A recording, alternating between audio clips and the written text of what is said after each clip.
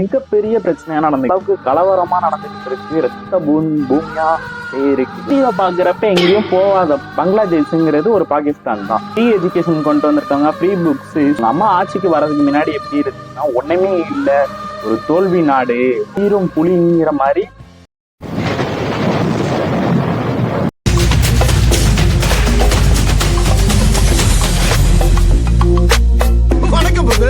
Hello dudes, welcome to Vibit talks. இன்னைக்கு என்ன பார்க்க போறோம்? பங்களாதேஷ் என்ன நடந்துச்சு? பங்களாதேஷ்ல ரொம்ப மிகப்பெரிய பிரச்சனையா நடந்துகிட்டு இருக்கு.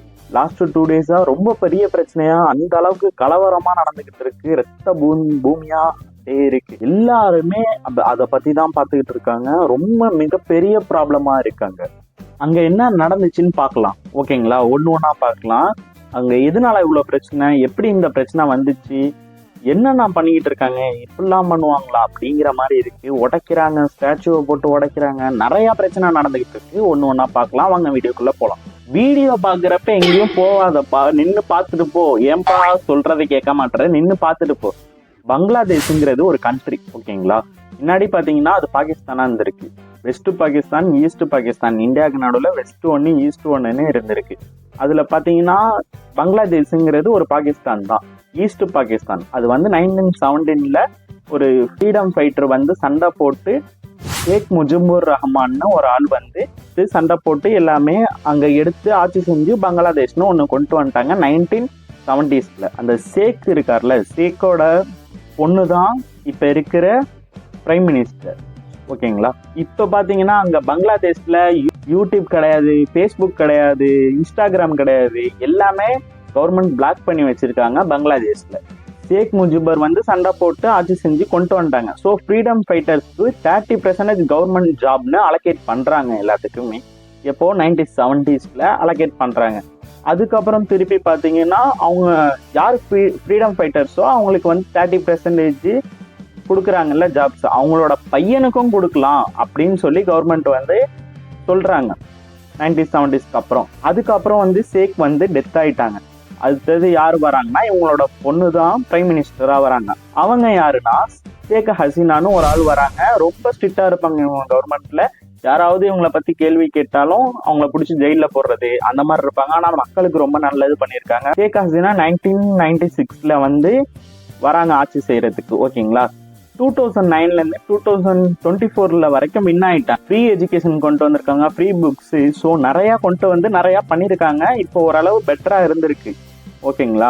ஹசீனா வந்ததுக்கு அப்புறம் திருப்பி ஒரு வார்த்தை சொல்றாங்க. அதோட தான் ஸ்டூடெண்ட் ரொம்ப கொதிச்சு இந்த மாதிரி சண்டை, இந்த மாதிரி கலவரம் நடக்கிறதுக்கு முக்கியமான ரீசன் சொல்றாங்க. லாஸ்ட் எலெக்ஷன் 24ல வின் ஆகுறப்போ என்ன ஆச்சுன்னா, ஸ்டூடெண்ட்ஸ் பப்ளிக்லாம் சேர்ந்து இவங்களா ஏதோ பிரச்சனை பண்ணி தான் வின் ஆயிருக்காங்க அப்படின்னு சொல்லியிருக்காங்க. ஏதோ சீட் பண்ணி ஏமாத்தி தான் வின் பண்ணியிருக்காங்க.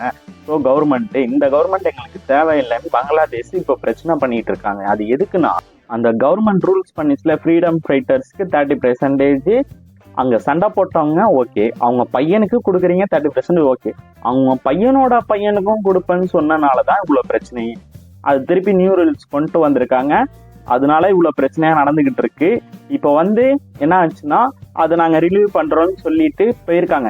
இப்போ வந்து அந்த பையனோட பையன் இருக்காங்கல்ல, சண்டை போட்டவங்களோட பையனோட பையன் வந்து 30% கவர்மெண்ட் ஆஃபர் தரேன்ட்டு கவர்மெண்ட்ல இருந்து சொல்லிட்டாங்க, ஓகேங்களா? திருப்பி வந்து ரிலீவ் கிடையாதுன்ட்டு கவர்மெண்ட் நவத்தினாலும் ஸ்கீமை கேன்சல் பண்ணாலும், அந்த கொடுக்குறேன்னு சொல்லிட்டாங்கல்ல, அந்த பையன் வந்து கோர்ட்ல போய் கம்ப்ளைண்ட் பண்ணி எனக்கு கொடுக்குறேன்னு சொன்னாங்கல்ல, இப்ப கொடுக்க மாட்டேன்னு சொல்றாங்க அப்படின்னு சொல்றதுனால கோர்ட் என்ன பண்ணிருக்குன்னா, ஓகே இவங்களுக்கு கொடுத்துதான்ப்பா ஆகணும், சொல்லியிருக்கீங்க, எப்படி கொடுக்க முடியாதுன்னு கோர்ட் ஆர்டர் பண்ணியிருக்காங்க.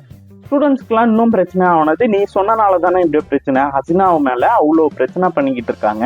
அவரோட ஸ்டாச்சுவை போட்டு உடைக்கிறது, ரொம்ப பிரச்சனை ப்ராப்ளமா இருக்காங்க. இப்ப இருக்கிற நிலைமை ரொம்ப சுச்சுவேஷன் ரொம்ப ஒஸ்டா இருக்கு. ஸோ அவங்க வந்து இந்த பிரச்சனைனால இந்தியாவுக்கு கிளம்பி வந்துட்டாங்க. இந்தியால இருந்து லண்டன் எங்கேயோ போறேன்னு சொல்லியிருக்காங்க. இன்னும் அப்டேட்ஸ் வரல. அப்டேட் வந்துச்சுன்னா நான் சொல்றேன் அதை கண்டிப்பா. இப்போ வந்து கவர்மெண்ட் யார் ரன் பண்ணுவா? பங்களாதேஷோட பிரைம் மினிஸ்டர் இப்போ இந்தியாவுக்கு போயிட்டாங்க, ஓகே, அவங்க எங்க வேணாலும் போடலாம். இப்ப கவர்மெண்ட் யாரு வந்து ஆட்சி செய்வா அப்படின்னு ஒரு கொஸ்டின் மார்க் வருது, ஓகேங்களா? அதுல வந்து உள்ள பங்களாதேஷ் ஆர்மி சீஃப் என்ன சொல்லியிருக்காங்கன்னா, இது வந்து நாங்க கவர்மெண்ட்டை எடுத்து டேக் கேர் பண்ணிக்கிறோம் அப்படின்னு சீஃப் ஆர்மி வந்து சொல்லியிருக்காங்க. ஷேக் ஹசீனாக்கு ஒரு பையன் இருக்காரு, அவரு நேம் வந்து சஞ்சீப் ஜாய்னு ஒரு ஆள். அவர் வந்து சஞ்சீப் ஜாய் வந்து என்ன சொல்றாருன்னா பங்களாதேஷ்க்கு கவர்மெண்ட்டுக்கு இதுக்கப்புறம் திருப்பி வரவே மாட்டாங்க பங்களாதேஷ்க்கு எங்க அம்மா ஹசீனா அப்படின்னு சொல்றாங்க. பிரைம் மினிஸ்டர் ஹசீனா வரவே மாட்டாங்க அப்படின்னு சொல்றாங்க அவங்க பையன். அவர் பையன் சொல்றாங்க அந்த கண்ட்ரியை பார்த்துக்க ஒவ்வொரு நாளும் ரொம்ப சோர்வாகி தான் இருந்திருக்காங்க ஒவ்வொரு நாளும் அப்படின்னு சொல்றாங்க. அவங்க ஃபேமிலிஸ் ஃபுல்லாவே சோர்வாகி இருக்காங்க. அது ஒவ்வொரு நாளைக்கும் அங்க என்ன நடக்குது என்ன பிரச்சனைன்னு பாக்குறதுக்கு ஒவ்வொரு நாளும் சோர்வாயிட்டு தான் இருக்காங்கன்னு அவர் பையன் சொல்றாங்க.